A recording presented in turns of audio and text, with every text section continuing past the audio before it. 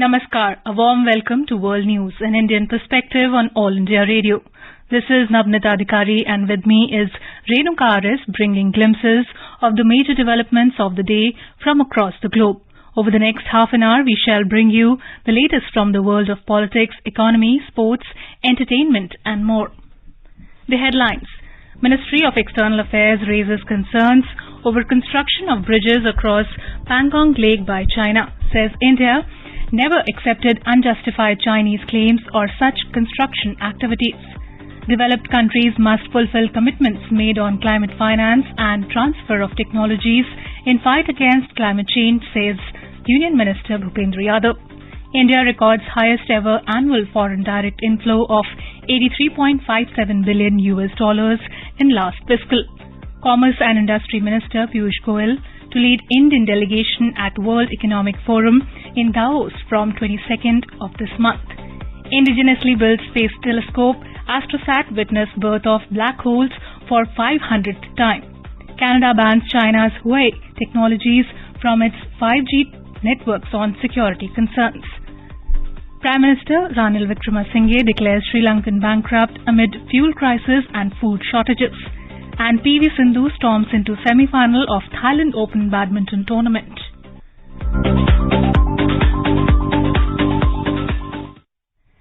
Reacting sharply on the second bridge being constructed across Pangong Lake by China, the Ministry of External Affairs has said both these bridges are in areas that have continued to be under the legal occupation of China since 1960s.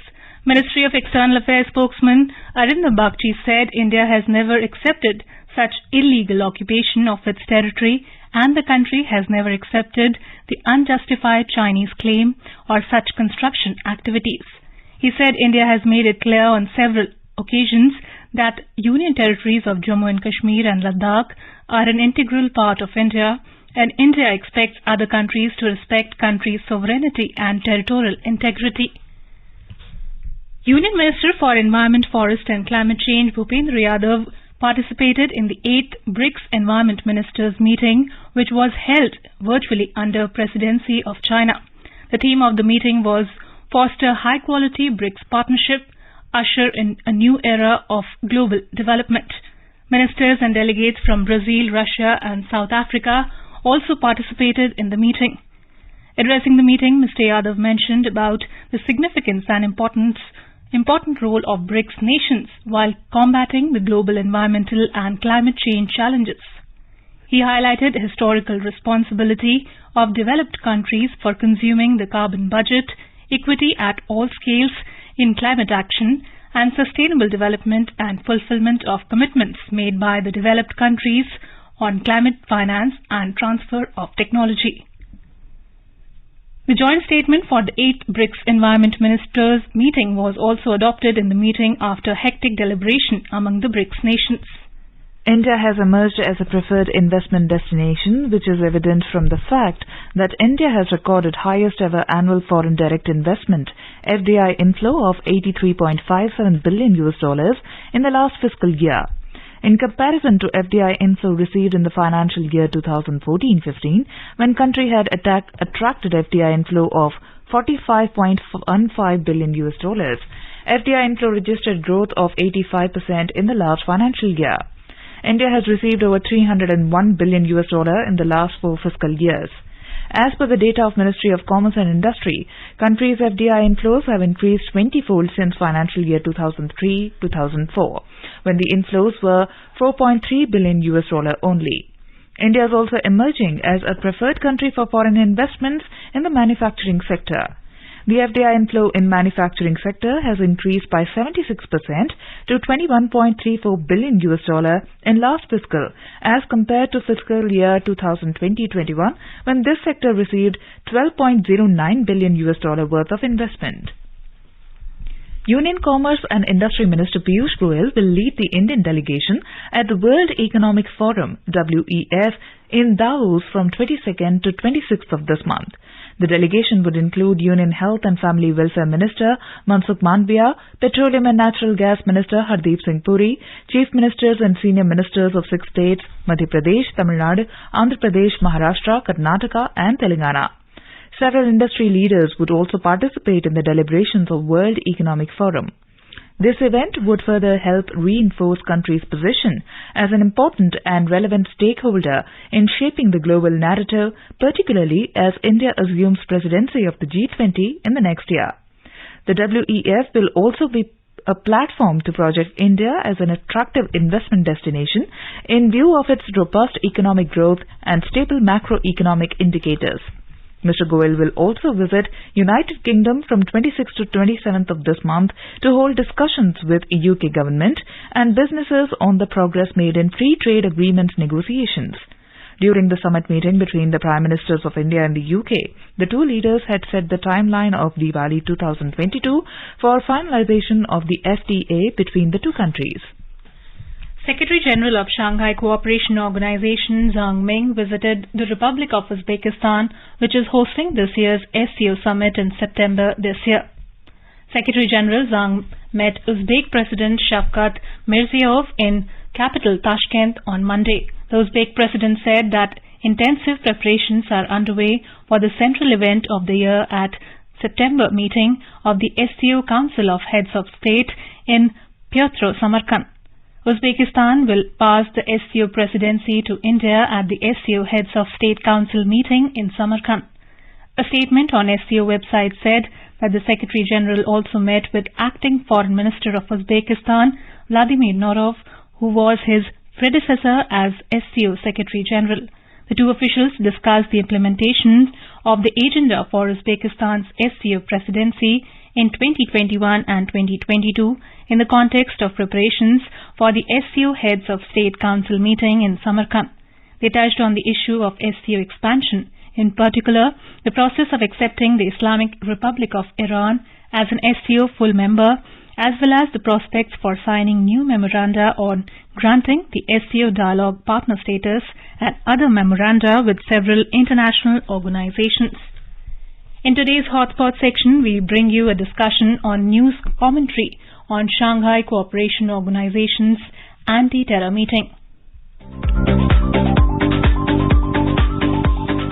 The security situation in Afghanistan dominated the discussions in the three-day meeting of the Regional Anti-Terrorist Structure, or RATS, of Shanghai Cooperation Organization from May 16th to May 19th, 2022, held in New Delhi. After India assumed the chairmanship of the RATS, India hosted this meeting to take a more proactive role in shaping the concerns about Afghanistan amid rise in terrorist activities in the region. Prime Minister Narendra Modi had raised these concerns in his speech at the summit between the SCO and Collective Security Treaty Organization in September 2021. Mr. Modi's speech elucidated two issues.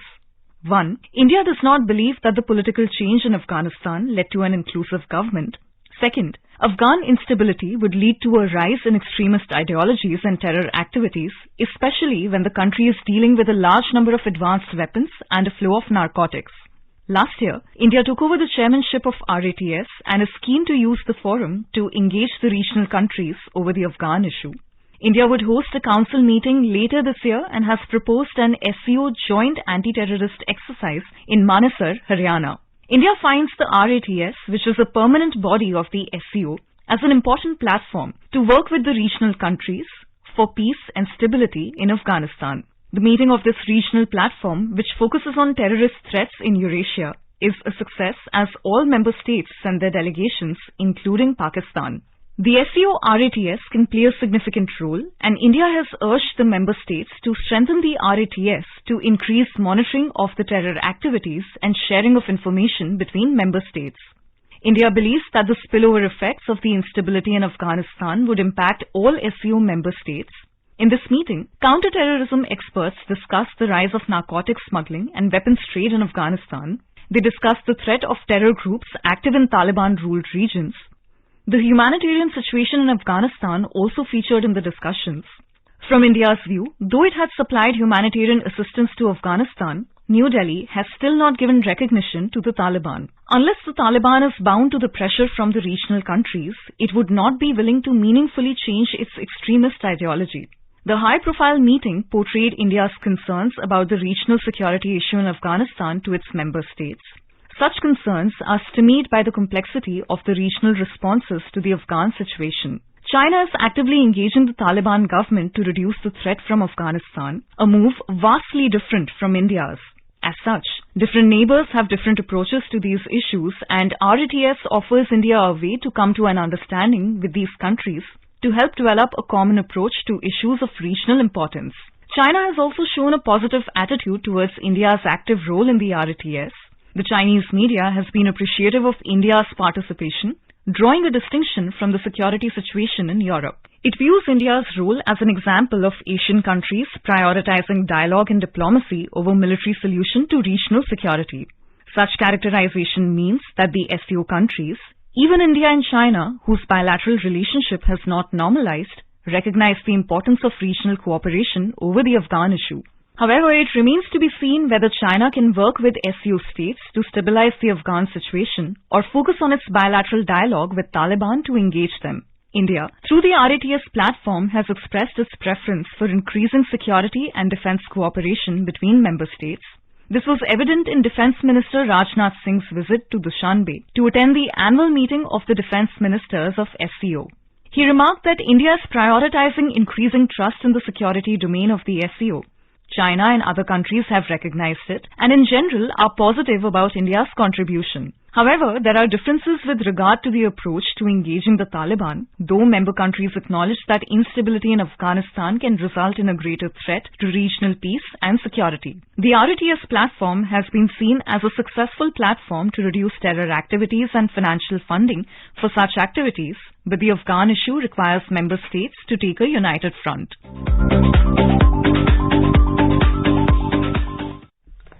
This is All India Radio giving you the news.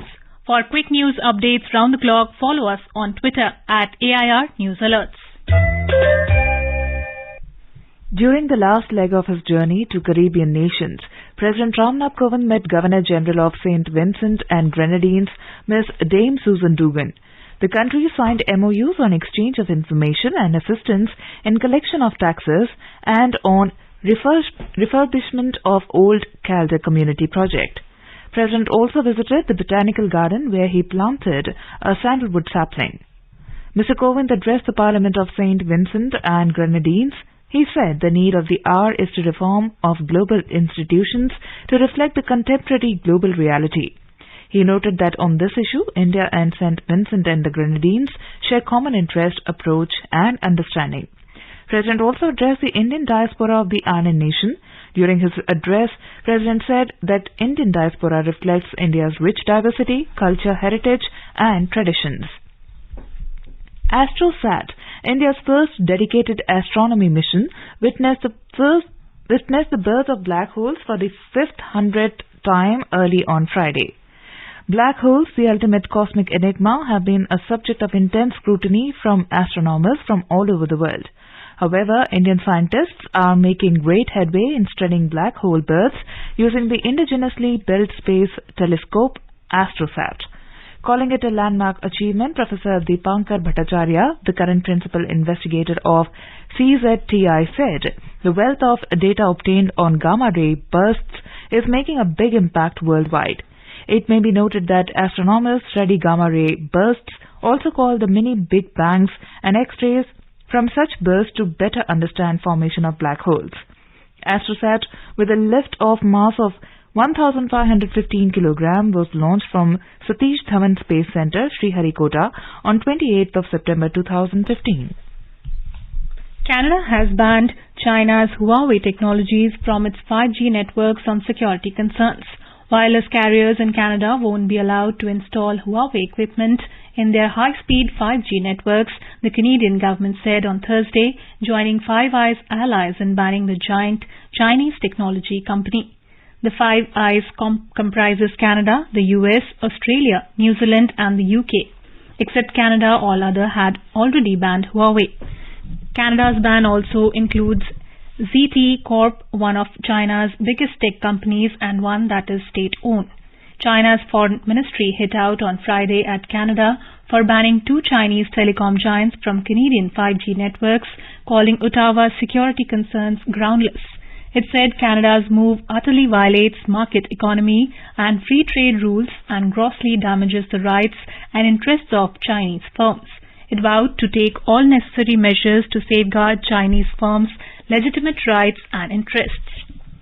United Nations Human Rights Commissioner Michelle Bachelet will travel to China for 6 days starting from Monday. She will visit the city of Kashgar and Urumqi in Xinjiang, where China has been accused of widespread human rights abuses, including persecution of Uyghurs and other ethnic Muslims. This will be the first visit to the country by a United Nations Human Rights Commissioner since 2005. Foreign Ministry spokesman Wang Wenbin on Friday said that Ms. Bachelet would visit from Monday to Saturday at the invitation of the Chinese government without giving further details. Sri Lanka Prime Minister Ranil Wickremesinghe has declared the country bankrupt as it faces a fuel crisis and food shortages. Speaking to media, Mr. Wickremesinghe said the last administration is to blame for the country has come to a point where it is bankrupt, which has never happened before. We have no dollars, we have no rupees, we are not in a stable position, we are feeling the rise of the price of fuel and we know it will go higher, he added. Meanwhile, Sri Lanka's central bank has secured foreign exchange to pay for fuel and cooking gas shipments that will ease crippling shortages, its governor said on Thursday. Most of Sri Lanka's petrol stations have run dry as the island nation battles its most devastating economic crisis since independence in 1948. At some pumps in the commercial capital, Colombo, dozens of people stood in lines holding plastic cans as troops in combat gear and armed with assault rifles patrolled the streets. Group of 7 G7 nations have agreed to provide financial support to Ukraine. U.S. Treasury Secretary Janet Yellen told reporters at the G7 finance leaders meeting in Germany that they agreed to provide Ukraine the financial resources it needs in its struggle against Russia. On Thursday, the U.S. Senate approved a $40 billion aid package of military, economic and humanitarian assistance to Ukraine.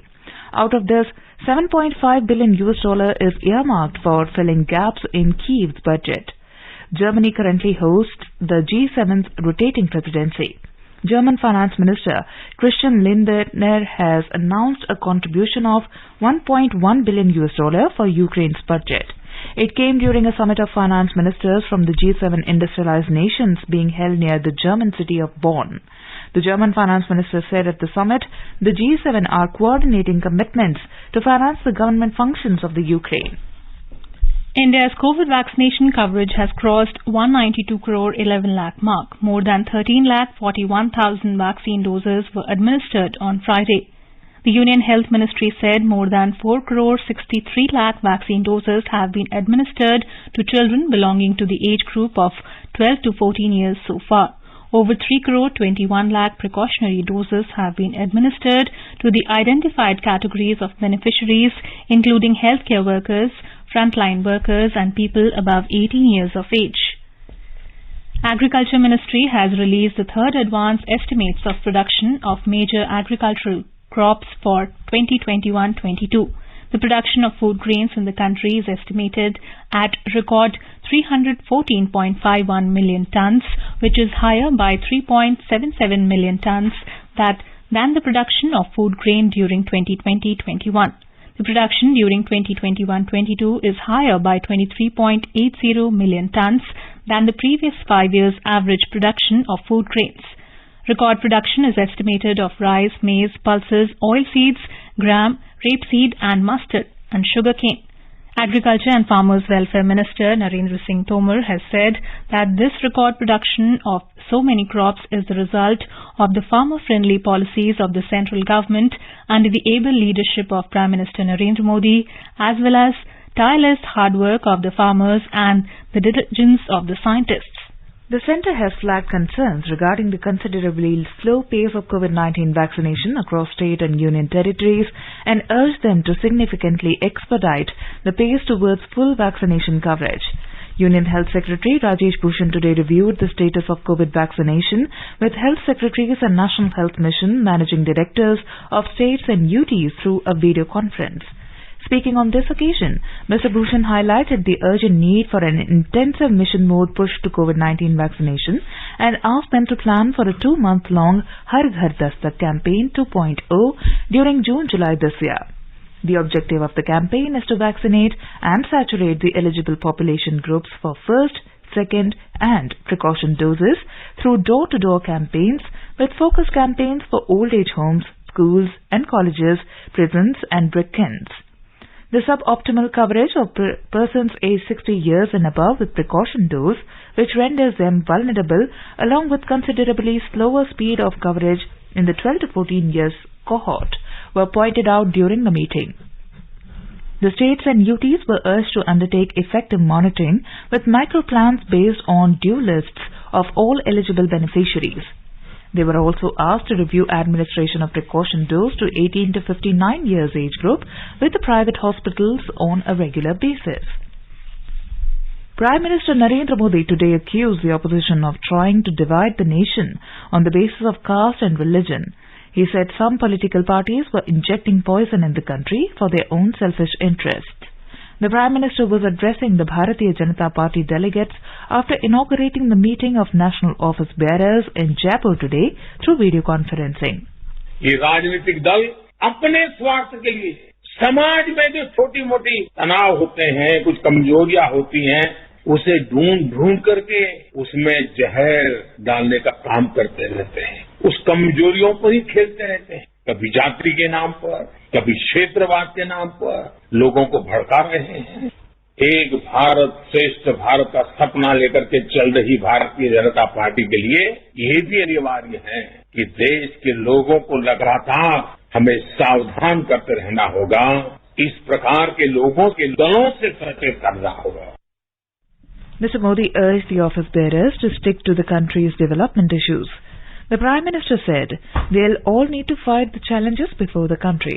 Our mantra is Sabka Saath, Sabka Vikas, Sabka Vishwas and Sabka Prayas, he added. Mr. Modi said, as BJP workers, they have no right to sit in peace. There is a BJP government in 18 states, more than 1,300 MLAs and more than 400 MPs. Indonesian President Joko Widodo has announced to lift ban on palm oil exports from coming Monday. The world's top palm oil exporters has since 28th of last month halted shipments of crude palm oil and some derivative products to try to tame soaring prices of domestic cooking oil. The decision was announced by President Joko Widodo, who cited an improvement in the domestic cooking oil supply situation as a reason for lifting the restrictions. Industry figures hailed the decision to resume exports. Palm oil farmers in Indonesia staged a significant protest in the country's capital on Tuesday due to a fall in the domestic edible oil prices following the export ban. Palm oil makes up more than a third of the world's vegetable oil market, with Indonesia accounting for about 60% of palm oil supply. Two-time Olympic medalist P.V. Sindhu defeated second-seeded Akane Yamaguchi of Japan 21-15, 20-22 and 21-13 to enter the women's singles semi-finals of the Thailand Open in Bangkok on Friday. Today is World Bee Day. The day is being observed to raise awareness about the threats to pollinators like bees by human activities. In December 2017, the United Nations (UN) approved this day, and the first World Bee Day was celebrated on Sunday, 20th of May 2018. World Bee Day theme 2022 is Bee Engaged, celebrating the diversity of bees and beekeeping systems. By this theme, the United Nations focused on the importance of a wide variety of bees and threats of protection to bees, other pollinators and beekeepers. There are almost 20,000 different species of bees in the world. Bees live in colonies. In each colony, there are three types of bees: the queen bee, the worker bee, and the drone. The worker and the queen bee both are females, but only the queen bee can reproduce. All drones are male. Union Minister of Agriculture and Farmers Welfare Minister Narendra Singh Tomar said that the government is working very seriously to bring a sweet revolution in the country under the guidance of Prime Minister Modi. He was addressing a national-level function held at Tent City 2 near Statue of Unity in Kevadia, Gujarat on the occasion of World Bee Day today. He said that empowering the small farmers in the country is the goal of Prime Minister Narendra Modi. Mr. Tomar also inaugurated honey testing laboratories and processing units at Pulwama, Bandipora and Jammu and Kashmir. Tumkur in Karnataka, Saharanpur in Uttar Pradesh, Pune in Maharashtra, and in Uttarakhand through virtual mode. Mr. Tomar also inaugurated an exhibition on World Bee Day at the venue. Union Minister of State for Agriculture and Farmers Welfare Kailash Chaudhary and Agriculture Minister of Gujarat Raghavji Patel also spoke on this occasion. A report from the business desk. Sensex climbed 1,534 points or 2.91% to trade at 54,326, while Nifty jumped 457 points or 2.89% to trade at 16,266. At the global stock markets, the Asian stock indices logged gains amid broad-based buying in share markets at attractive prices. Hong Kong's Hang Seng Index jumped 3% and South Korea's Kospi climbed 1.8%. China's Shanghai Composite Index ended with gains of 1.6%. Singapore's Straits Times Index was trading 1.6% up and Japan's Nikkei 225 gained 1.3%. European shares also witnessed gains in intraday trade. Oil prices added marginally amid a planned European ban on Russian oil. However, investor concerns about the weakening global economic growth and tighter central bank monetary policy capped the gain. In intraday trade, Brent crude was trading around $112.70 per barrel. And at the foreign exchange market, the rupee appreciated by 18 paise against the US dollar. The rupee closed at 77 rupees and 55 paise against the US currency. Arjun Chaudhary for World News, All India Radio. Now let us take a look at the major developments around the world as reported in the foreign press. Prasar Bharati Beijing reports that Chinese President Xi Jinping, in his video address at the opening session of the BRICS Foreign Ministers meeting on Thursday, said the BRICS countries, Brazil, Russia, India, China and South Africa, should help to stabilize international relations at a time when the world is rocked by turbulence. The New Indian Express reports that External Affairs Minister Dr. S. Jaishankar, while highlighting the key points during the BRICS Foreign Ministers meeting, said members must respect territorial integrity. WSG reports Chinese university is scene of rare coronavirus lockdown protest. Hundreds of students at China's most prestigious Peking University tore down a metal wall and yelled at school administrators attempting to seal them in their dormitory, in a rare instance of public anger spilling into a street demonstration against official coronavirus controls. DW writes US President Joe Biden's Asia's visit is aiming to boost ties with East Asian allies to face down a nuclear-armed North Korea and an increasingly expansionist China. President Joe Biden departs on a 6-day trip to South Korea and Japan, aiming to build rapport with the two nations' leaders while also sending an unmistakable message to China. A quick look at the headlines once again. Ministry of External Affairs raises concerns over construction of bridges across Pangong Lake by China, says India never accepted unjustified Chinese claims or such construction activities. Developed countries must fulfill commitments made on climate finance and transfer of technologies in fight against climate change, says Union Minister Bhupendra Yadav. India records highest ever annual foreign direct inflow of $83.57 billion in last fiscal. Commerce and Industry Minister Piyush Goyal to lead Indian delegation at World Economic Forum in Davos from 22nd this month. Indigenously built space telescope AstroSat witnessed birth of black holes for 500th time. Canada bans China's Huawei technologies from its 5G networks on security concerns. Prime Minister Ranil Wickremesinghe declares Sri Lankan bankrupt amid fuel crisis and food shortages. And PV Sindhu storms into semi-final of Thailand Open Badminton Tournament. And now, before we end, let us listen to Mahatma Gandhi's favorite bhajan, Vaishnav Jan, by artists from Sierra Leone.